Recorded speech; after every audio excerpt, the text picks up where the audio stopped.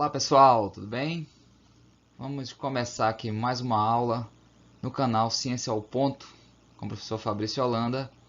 Hoje trazendo o tema ciclo do nitrogênio. Exatamente.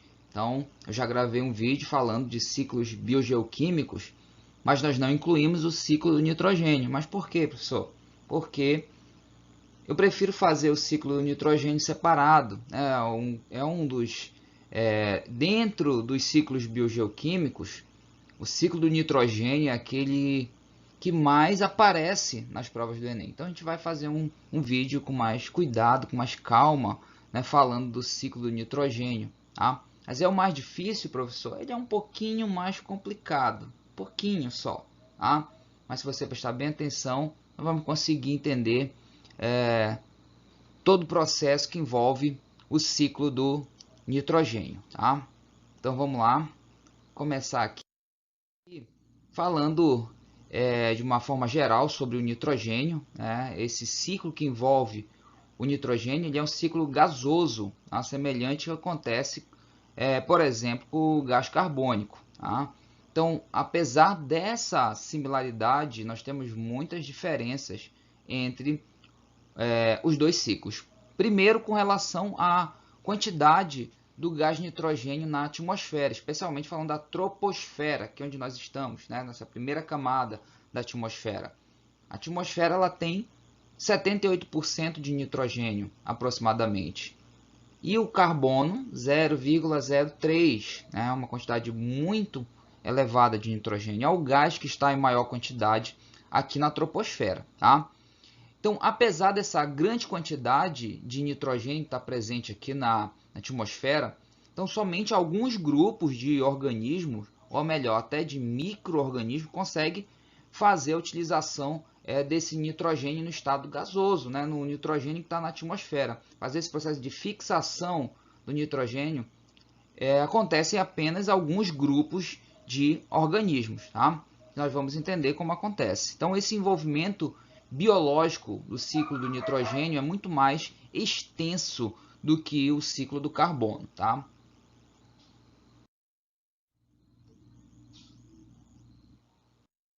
Olha só.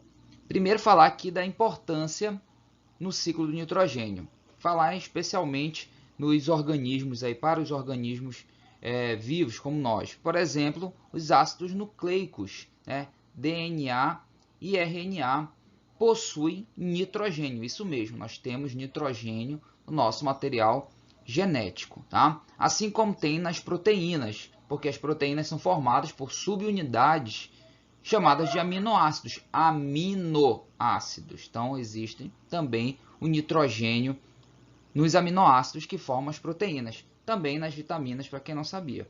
Tá? Então, essa imagem aqui mostra, resumidamente, as etapas que fazem parte do ciclo do nitrogênio. A gente pode, a partir dela, dividir em três. Tá? Vamos dividir primeiro em três partes o ciclo do nitrogênio. Tá? A primeira parte seria a fixação. Tá? Nós temos duas formas de fixação importantes, que é a fixação biológica, que é feita pelos organismos vivos, e a fixação física, que acontece com descargas elétricas. Tá? Quando está um dia com uma tempestade, forte chuva, né? Muita descarga elétrica, muitos raios, essas descargas elétricas elas fazem também esse processo de fixação do nitrogênio, mas ela não é a mais importante para a gente. Tá? A mais importante é a fixação biológica. Tá? A segunda etapa é essa que eu estou circulando para vocês, desculpa, essas três aqui, tá? Que é o processo de nitrificação, tá? Que também pode ser chamado de amonificação. Tá? E aqui nós temos também a participação de organismos vivos para converter a amônia para nitrito e o nitrito para o nitrato, para que esse nitrato ele possa passar por um processo de desnitrificação, que é a terceira etapa. Tá? Então a gente pode dividir em três: fixação, amonificação ou nitrificação e desnitrificação. Olha, é importante você estar anotando isso aí para não esquecer, tá bom? E assim, nesse processo de nitrificação é quando chega ao nitrato que as plantas utilizam tá? As plantas aproveitam o nitrato do solo, tá? Para um processo de nutrição, tá bom? E aí depois os animais, consequentemente, vão estar incorporando isso na sua alimentação quando entra numa cadeia alimentar, os animais herbívoros, por exemplo, que vão se alimentar das plantas e vão retirar esse nitrogênio dessa forma, né? Nós não conseguimos absorver, os animais não conseguem absorver o nitrogênio de nenhuma outra forma, a não ser se alimentando de um animal herbívoro e depois isso entrando na cadeia alimentar até chegar em nós, por exemplo. Tá? Então, quero mostrar primeiro essa animação que está trazendo uma das etapas no processo de fixação, que é utilizando uma bactéria, as bactérias do gênero Rhizobium. Tá? As bactérias do gênero Rhizobium, elas conseguem fixar o nitrogênio que está no ar, né, através da própria porosidade do solo. Elas conseguem absorver esse nitrogênio, porque elas ficam, na verdade, associadas a um grupo de plantas que são as leguminosas. Tá? Então, você está vendo essa estrutura aqui lilás, seria um grupo de bactérias do gênero Rhizobium. E elas estão utilizando o nitrogênio, fixando o nitrogênio e convertendo os seus resíduos de nitrogênio em amônia para o solo e também para a utilização das plantas. Tá? Então, seria uma associação aí entre leguminosas e as bactérias do gênero Rhizobium. Tá? As plantas leguminosas, pessoal, só para esclarecer, as leguminosas são o feijão, a ervilha, o amendoim, por exemplo, tá? Que são aquelas plantas que possuem sementes em uma série, né? Em série, as sementes estão em série e ficam organizadas numa vagem, tá? Feijão, ervilha, o amendoim são exemplos, tá? De plantas leguminosas, tá bom? Beleza, vamos entender agora as etapas do ciclo do nitrogênio. Primeiro, no processo de fixação. Tá? O processo de fixação é quando se retira, né, o nitrogênio que está na atmosfera através de um organismo vivo, tá? E ele converte esse nitrogênio em amônia. Tá? Que o nitrogênio, aqui nós temos a bactéria Rhizobium, convertendo esse nitrogênio em amônia. Claro que essa bactéria ela utiliza o nitrogênio para a fonte de energia, certo? E a amônia seria os resíduos que ela produz. Tá? Ela elimina, depois desse processo, né, de metabolismo da Rhizobium, e ela elimina a amônia. Mas não é só a Rhizobium que faz esse tipo de processo de fixação. Tá? Vem deixar claro que outras bactérias, como o Azotobacter, que não está associada à leguminosa, mas ela está no solo, ela também faz esse processo, tá? Na terra.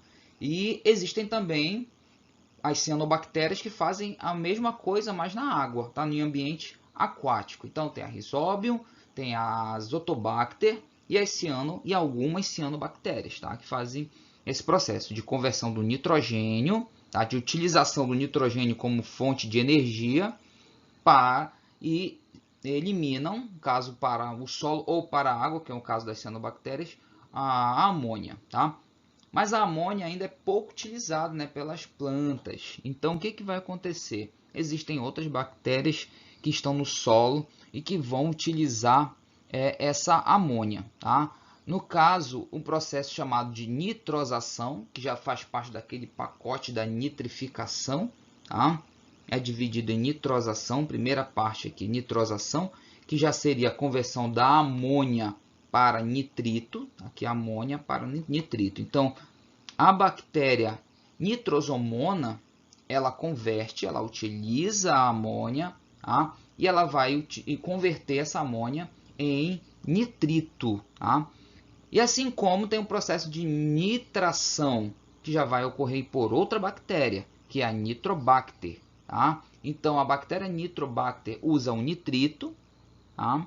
E converte esse nitrito em nitrato. Tá bom? Agora sim, o nitrato é o principal, seria o principal composto aí de nitrogenado que as plantas vão utilizar, tá certo? É o nitrato. E aí nós temos depois o processo de desnitrificação. Então, o nitrato que está disponível no solo, ele vai ser, uma parte dele é utilizado pelas plantas, tá? E a outra parte ele vai passar pelo processo de desnitrificação, onde as bactérias pseudomonas utilizam esse nitrato e convertem novamente ao nitrogênio gasoso, né? Esse gás nitrogênio volta para a atmosfera, certo? Completando o ciclo. Já que está falando do ciclo, ele precisa ser contínuo, tá? Então, esse mesmo nitrogênio que entrou nesse sistema, ele vai sair através das pseudomonas, que vão converter, tá, o nitrato em gás nitrogênio. Mas, lembrando, existe uma parte desse nitrato que as plantas utilizam, tá? Bom, aqui é bem legal essa imagem, uma imagem completa aí do ciclo do nitrogênio, tá? Você pode depois dar um pause, né? Olhar com calma todas as etapas. Mas resumindo aqui para a gente, para vocês, a seta azul, né? Olha as setas azuis aqui, que vem da atmosfera, do nitrogênio atmosférico para o solo, que seria o processo de fixação, né? Que pode acontecer pelas bactérias que estão associadas às leguminosas, nesse caso as bactérias do gênero Rhizóbio, tá?